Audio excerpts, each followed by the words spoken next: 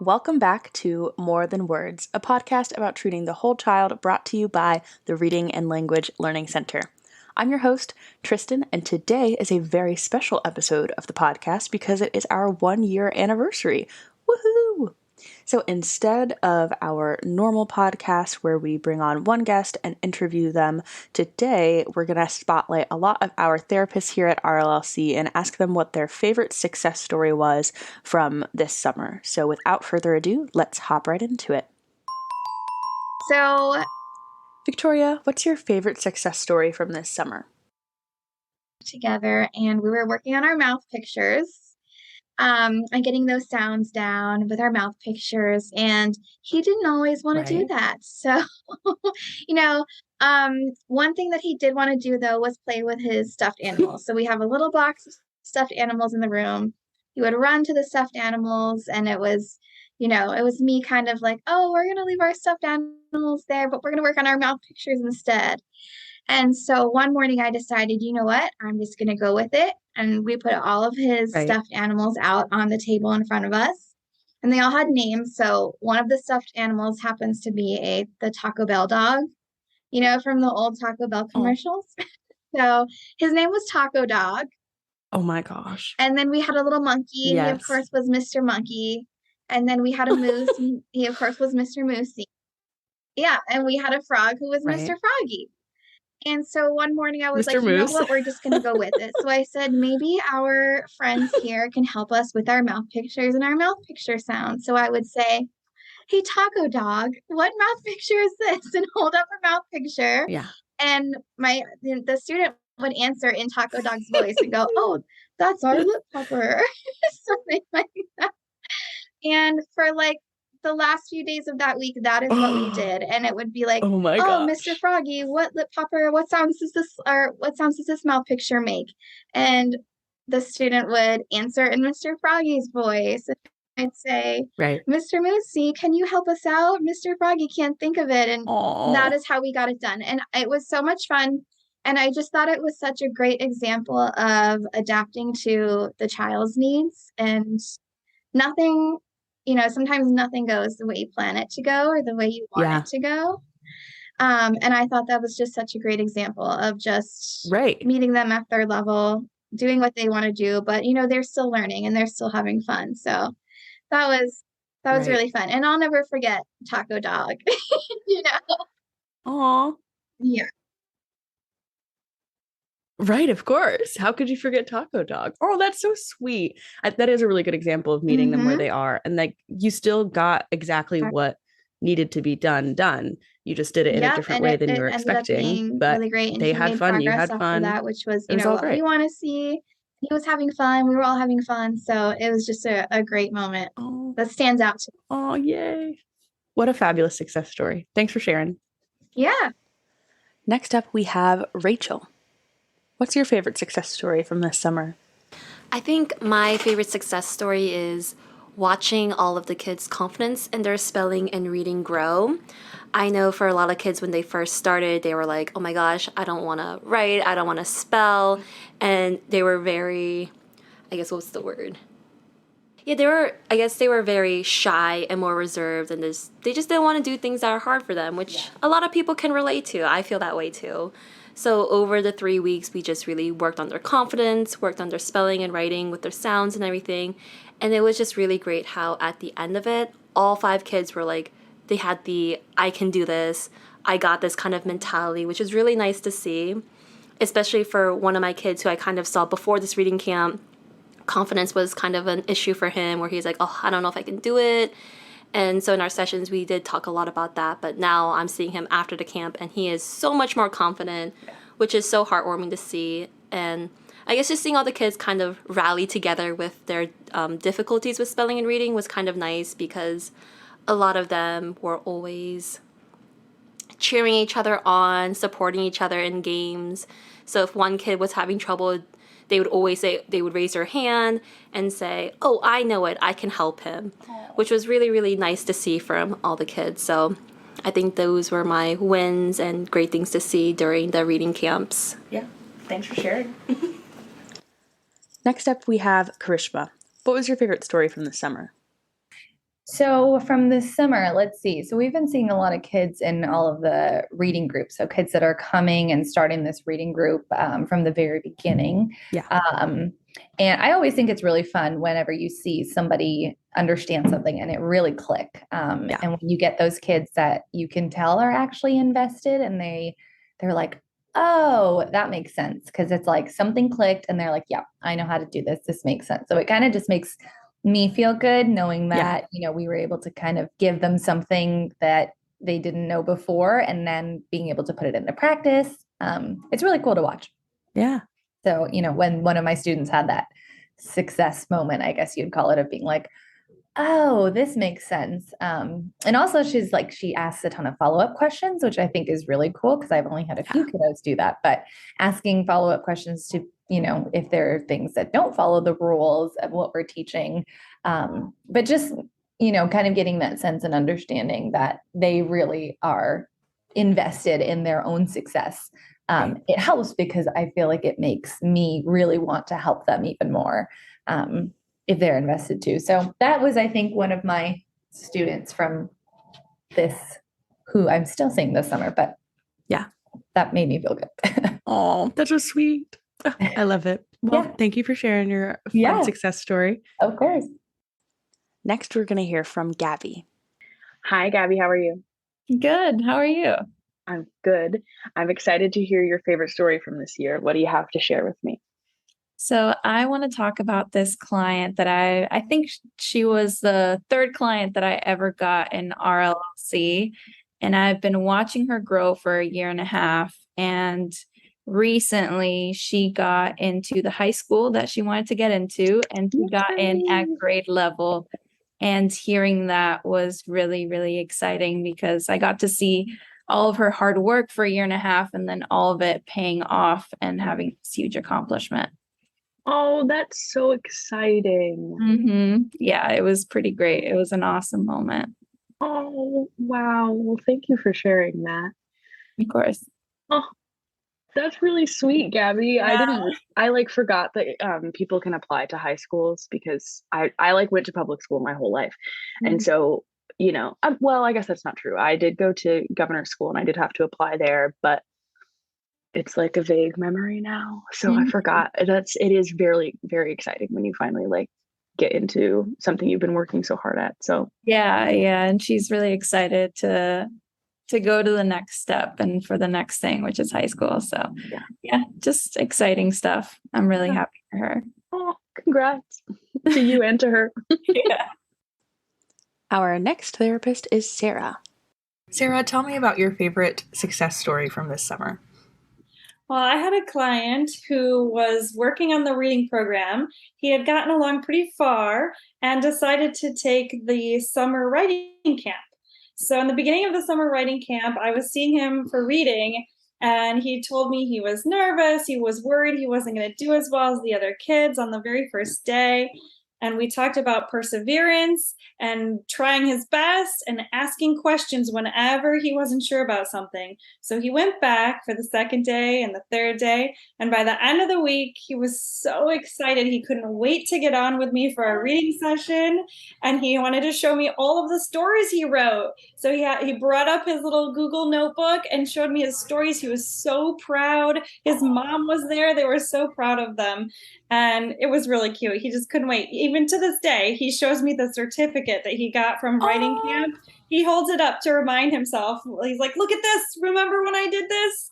So super cute. Proof that perseverance pays off, and he did amazing. Yeah. That's so sweet. Oh my gosh. And I love that they like the little certificates. I don't know if we had done them in the past, but we made sure to have them this year because it's nice for them to take something home, because of course they have a feeling of accomplishment on the inside, but to have a little reminder is really nice. So I'm glad that he really enjoyed his little certificate. He did. It makes such a difference to him. He keeps it right by his computer. It's like his little cheerleader. He loves to have that as a reminder. It's very cute. That's fantastic. Aw. Yeah. Well, thank you so much for sharing. Of course. You're welcome. Next up, we've got Danae. Danae, tell me your favorite success story from this summer. This summer, I started with a new client in July. And at the beginning of the program, her mom was just very curious about how long it was going to take. And I could just kind of tell that mom was worried about, is progress going to be made? Like, how long is this going to take for my daughter and things like that? And a month later, we had a meeting to kind of see where the progress was being made and then talk about what the plan would be for the school year. And I was so proud to hear that the mom was ecstatic with the amount of progress that her daughter had made in just 1 month's time. Yeah. And she said that she could definitely tell that her daughter had more confidence in what she was doing and wasn't relying on things like reading too quickly through things to hide the mistakes, but actually going through and making sure that she's reading things correctly.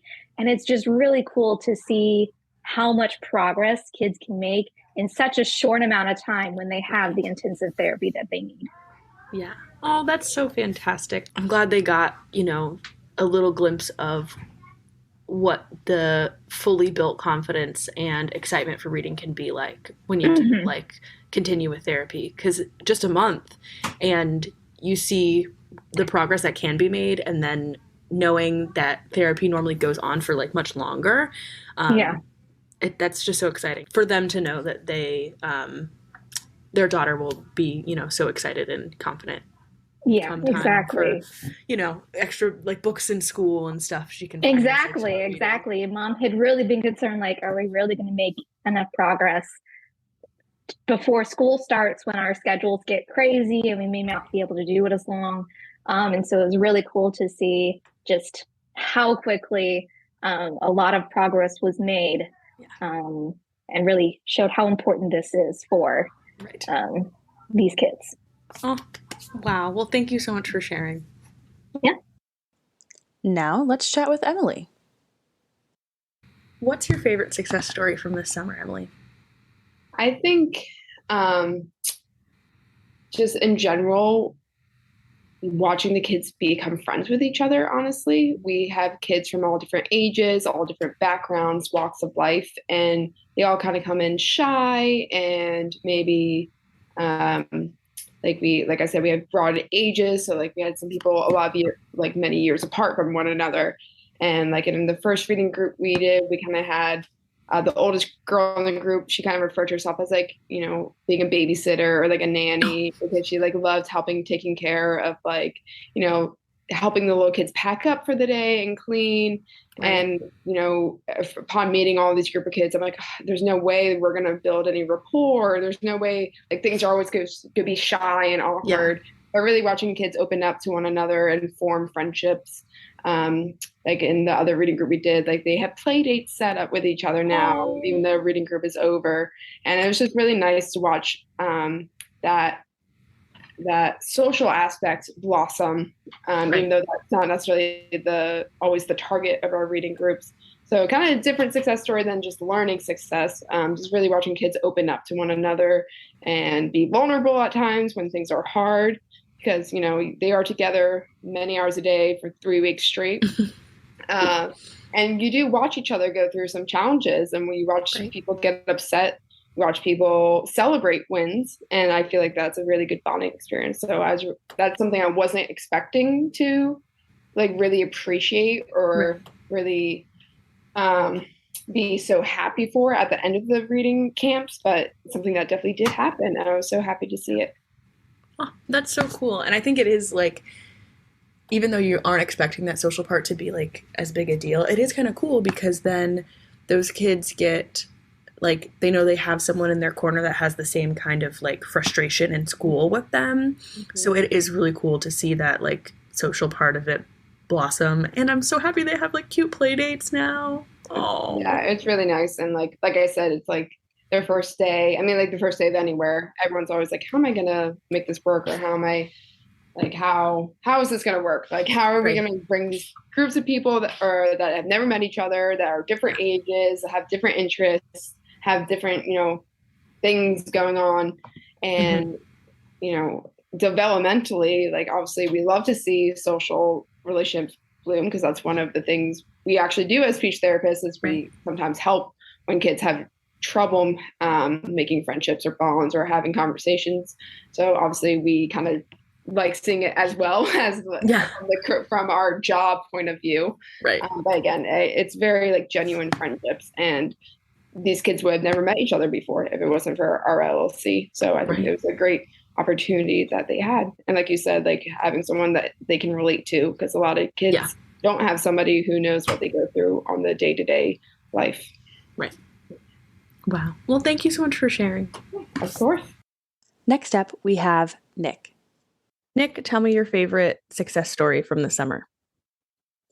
All right. So my favorite success story, I had a client in the very beginning where they didn't really want to do the work. They kind of didn't know why they were there. And generally when I have those kind of clients, I start small. So we'll try to get as much stuff as we've done, try to see what the client really enjoys doing. And then what was great is through the summer when we started to get through a lot of the main stuff in the beginning, I noticed my client, instead of me having to try really hard for them to do the work, they just intrinsically were doing the work. Just because I think what happened was they saw why they were there and they started to understand why we were doing the things that we would do. And what I noticed is I started having to work less to get my clients' interest, because the way that we have the therapy set up, way that we have this intensity, we see the client every single, we have a higher intensity in the beginning. I noticed my clients started to really understand why they were there. And all those behaviors I was talking about where I had to manage and how I had to figure out ways to motivate my client was all of a sudden intrinsically motivated. Right. And for me, that was a huge win, because it was great to see my client that started out being like, I don't get this.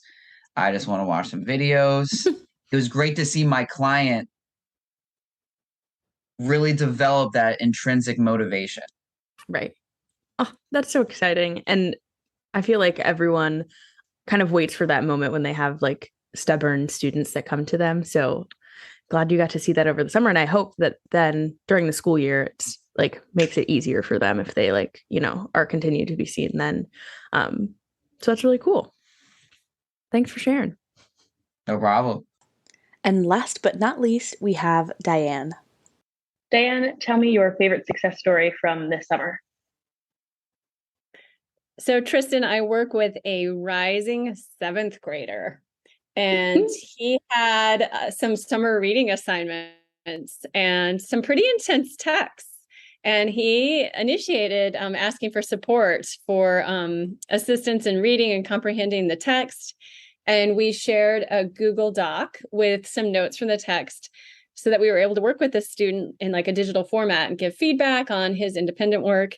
And you should know that our role as speech language pathologists, like we're not fixers, we're facilitators. Like our job is, the kids need to learn strategies from us to then get more independence in their work and to generalize the skills that we teach them in our sessions into their classrooms and into their lives and their independent work.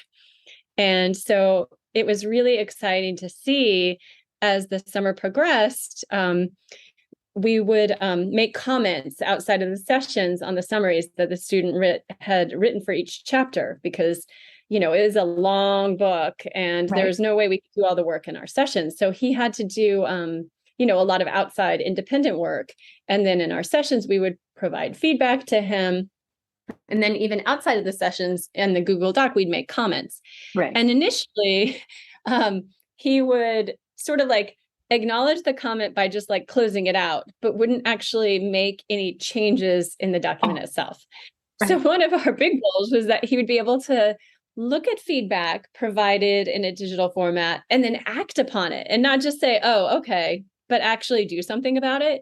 Right. And that is a big thing in like middle and high school as students work on their executive function and accepting, criticism and feedback from instructors on how to independently take critiques and then incorporate it into their work. But what we noticed as the summer progressed is that the comments were actually resulting in some changes in the work. And that also, as the summer progressed, his ability to incorporate important details from the texts were increasing, because initially some major events were missing from the text. Well, what about that? Was that kind of a big deal or a little deal? And maybe some of the small details were written about, but the big things were glossed over. Right. And so as the summer progressed, we could see an increase in explaining the characters' feelings and motivations, as well as increasing the use of major events and also the sequencing abilities of what happened first and then next and then last really improved as the summer progressed. So it was fun to see this living document, the very first write up from chapter 1 to the write up to chapter 23. Yeah. And the real clincher was that, it's the end of the summer now, and the student started school this week. Oh, wow. And we got an email from his mom saying, this is her quote, "I can't tell you how fabulous he's done over the summer with his reading, that it was very simple for him to pull together his summer reading project. Kudos to you." So it was great feedback that not only did we observe the improvement in the, digital document, but that his mom saw how easy it was for him to then utilize those summaries that we'd been working on all summer to complete his summer reading packet. So I was really excited, and I'm looking forward to working with this student as he engages in middle school, because the maturity level and the independence of skills is really improving, and he's using strategies. So to me, that is okay, we're getting ready for discharge soon. And, we've taught you what you need to know, and now you just got to go practice and use it. Right. Oh, that's so exciting. What a wonderful story, especially because it's a little different from, I think, some of our other therapists gave stories of summer reading group kids or people who didn't have that living document going back and forth between them. So that was kind of cool to hear the whole comments part of it, and the executive functioning, and how he transitioned from not knowing anything about, getting comments resolved and now going back. So that's really cool. Thanks so much for sharing, Diane. You're welcome. And that wraps up our 1-year podcast anniversary episode. Thank you all so much for listening, and thank you for subscribing and sharing this podcast with all the people that you think would benefit from listening to it. We've had such a blast doing this for you all, and we hope you guys continue to listen. So make sure to continue leaving us little comments and ratings and reviews, and make sure to subscribe, and we'll see you next time.